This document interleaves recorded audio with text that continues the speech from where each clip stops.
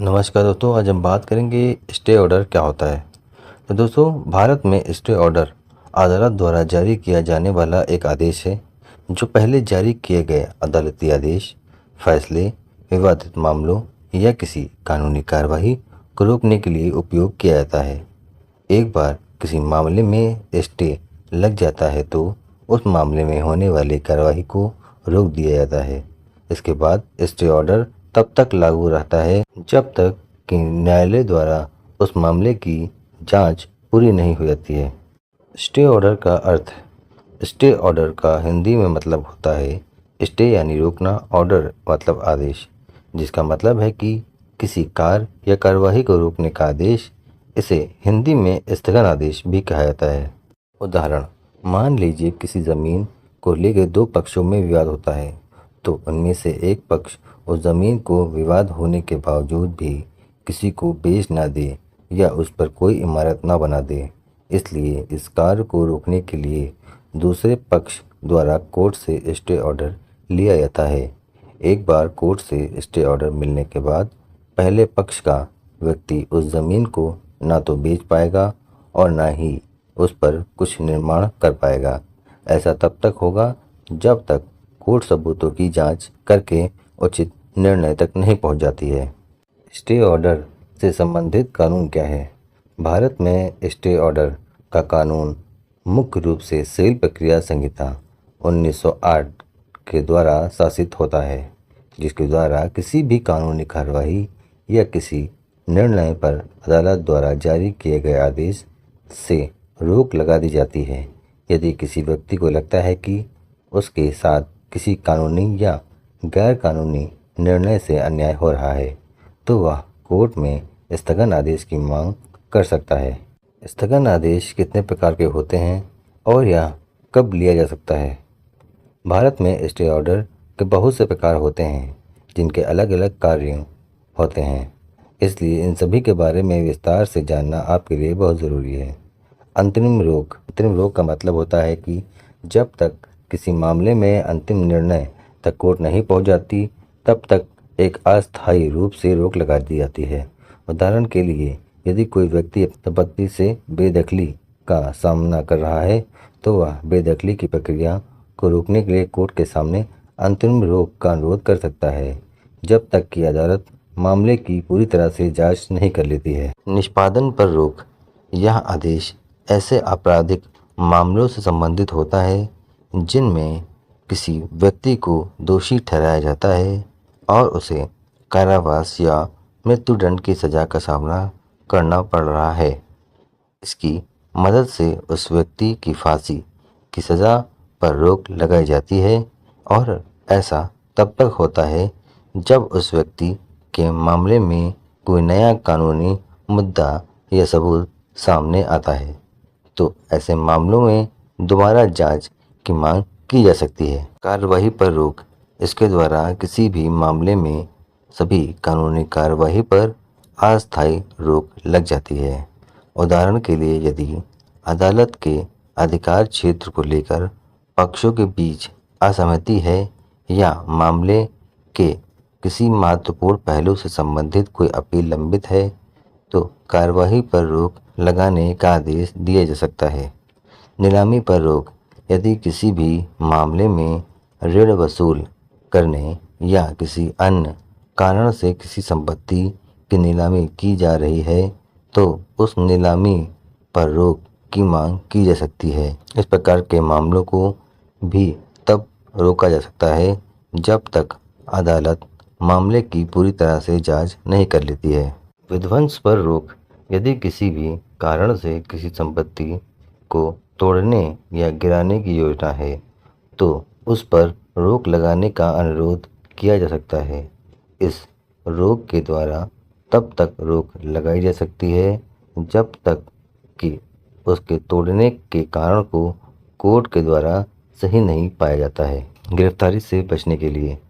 Police आपको किसी कारण से गिरफ्तार करने के लिए वारंट लेकर आती है, तो ऐसे में आप अपनी गिरफ्तारी से कुछ समय के लिए बचने के लिए अपने वकील की मदद से स्टे ऑर्डर ले सकते हैं। कोर्ट से स्टे ऑर्डर कैसे लेते हैं? क्या आप बहुत समय से इस सवाल को पूछते हैं कि कोर्ट से स्टे ऑर्डर कैसे लें? तो हमारे द्वारा आपके लिए भारत में स्टे ऑर्डर लेने की चरण दर चरण प्रक्रिया बहुत ही आसान भाषा में दी गई है, जिसके द्वारा आपको इस विषय की पूरी जानकारी हो जाएगी। चरण पहला, वकील की सलाह लें। स्टे ऑर्डर लेने के लिए सबसे पहले आपको एक अनुभवी वकील से कानूनी सलाह लेनी चाहिए। वकील को अपने मामले के बारे में सारी जानकारी दें व स्टे ऑर्डर लेने के लिए कहें। चरण 2, प्रासंगिक दस्तावेज इकट्ठा करें। इसके बाद अपने मामले से संबंधित सभी ज़रूरी दस्तावेज़ों को इकट्ठा करें, जैसे मूल शिकायत की फ़ोटोकॉपी, सभी ज़रूरी सबूत, अदालत के आदेश व अन्य कोई आवश्यक दस्तावेज। चरण 3, एक याचिका तैयार करें। इसके बाद अपने वकील की मदद से स्टे ऑर्डर के लिए एक याचिका तैयार करें। इस याचिका में आप स्टे ऑर्डर क्यों लेना चाहते हैं, उन सभी बातों का जिक्र करें व अपने दावे को साबित करने के लिए सभी सबूत भी प्रदान करें, जिसके लिए आपका वकील आपकी मदद करेगा। चरण 4, याचिका दायर करें। इसके बाद अपनी याचिका को अपने वकील की मदद से न्यायालय में लेकर जाएं और याचिका को जमा कराने की निर्धारित शुल्क को जमा करें। चरण 5, विरोधी पक्ष को नोटिस भेजें। आपकी याचिका दायर हो जाने के बाद अपने विरोधी पक्ष को नोटिस भिजवाएं, जिसमें आप दूसरे पक्ष को आपके द्वारा दायर की गई याचिका व अन्य ज़रूरी दस्तावेजों की एक प्रति पहुंचाएं।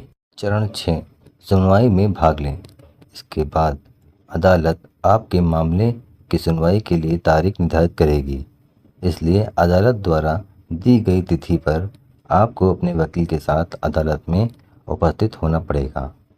उसी दिन सभी ज़रूरी जानकारी व आवश्यक दस्तावेज न्यायाधीश के सामने प्रस्तुत करें, जिसके बाद आपका वकील स्टे ऑर्डर के लिए कोर्ट में बहस करेगा। चरण 7, स्थगन आदेश प्राप्त करें।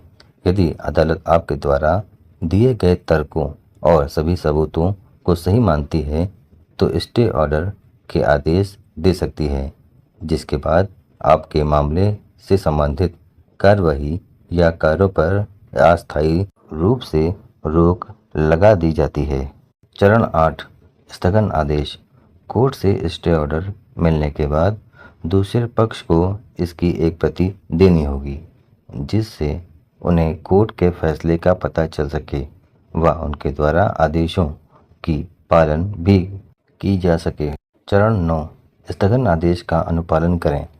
इसके बाद दोनों पक्षों को स्टे ऑर्डर के नियम व शर्तों का पालन करना होगा। यदि विरोधी पक्ष स्टे लगी हुई किसी भी चीज़ के साथ छेड़छाड़ करता है या कोर्ट के आदेशों का पालन नहीं करता है तो इसके बारे में अपने वकील को सूचित करें। स्थगन आदेश के बाद क्या होता है? स्थगन आदेश जारी होने के बाद आपके मामले से संबंधित कार्यों को अस्थायी रूप से निलंबित कर दिया जाता है। इसका मतलब है कि आपके केस से संबंधित किसी भी गतिविधि या निर्णय को अंतिम निर्णय आने तक रोक दिया जाता है। इस आदेश के जारी होने के बाद आदेश के प्राप्तकर्ता को लगाई गई रोक के सभी नियमों व शर्तों का पालन करना होगा। यदि कोई भी इसका उल्लंघन करता है तो उस पर कार्रवाई की जा सकती है। इसके बाद विरोधी पक्ष को स्टे ऑर्डर के बारे में सूचित करवाना ज़रूरी होता है, जिससे उसे पता चल सके कि उसके किसी भी मामले पर आपके द्वारा कोर्ट से रोक लगवाई गई है। इसलिए विरोधी पक्ष को आदेश की एक प्रति देना ज़रूरी होता है। स्टे ऑर्डर के आदेश के बाद आपको अपने वकील से आगे की कानूनी कार्रवाई के लिए तैयारी करने को कहना होगा। इसके साथ ही अपने केस को मजबूत करने के लिए सबूत इकट्ठा करें व अंतिम निर्णय के लिए अपने वकील की सलाह लेते रहें। इसके साथ ही आगे की कार्रवाई के दौरान होने वाली कोर्ट की सुनवाई व कार्रवाई के बारे में अपने वकील से पूछते रहें। स्टे ऑर्डर के लगने के बाद अदालत दोनों पक्षों की ओर से सुनवाई करती है और अंत में सभी बातें पर विचार करते हुए जिस पक्ष का केस मजबूत व सही होगा उसके लिए अपना निर्णय सुनाती है। स्टे ऑर्डर कितने समय के लिए लगता है? स्टे ऑर्डर की अवधि आपके केस पर निर्भर करती है। यदि आपका केस ज़्यादा विवादित है तो उसमें ज़्यादा समय लगता है। इसके अलावा अलग अलग न्यायालयों के अनुसार भी इसके समय में अंतर हो सकता है। अगर कोर्ट को स्टे ऑर्डर को बदलने या रद्द करने की आवश्यकता महसूस होती है तो वह अपने विवेकपूर्ण शक्तियों का प्रयोग करके स्टे ऑर्डर के समय को कम या ज़्यादा कर सकता है। कुछ विशेष परिस्थितियों में भी स्टे ऑर्डर के समय को बढ़ाया जा सकता है या उसे समाप्त भी किया जा सकता है। स्थगन आदेश न मानने का क्या परिणाम होता है? यदि कोई व्यक्ति स्थगन आदेश का उल्लंघन करता है तो उसे भारतीय कानून के अनुसार गंभीर परिणामों का सामना करना पड़ सकता है। इसलिए चलिए जानते हैं कि कोर्ट का स्टे ऑर्डर न मानने वाले व्यक्तियों पर क्या कार्रवाई हो सकती है। कोर्ट की अवमानना करना। स्थगन आदेश का उल्लंघन करना न्यायालय की अवमानना माना जाता है। इसका अर्थ होता है कि न्यायालय के आदेश का अपमान करना और यह एक दंडनीय अपराध है। जुर्माना। जो भी व्यक्ति अदालत के आदेशों का उल्लंघन करता है उस पर कोर्ट द्वारा जुर्माना लगाया जा सकता है। कानूनी परिणाम।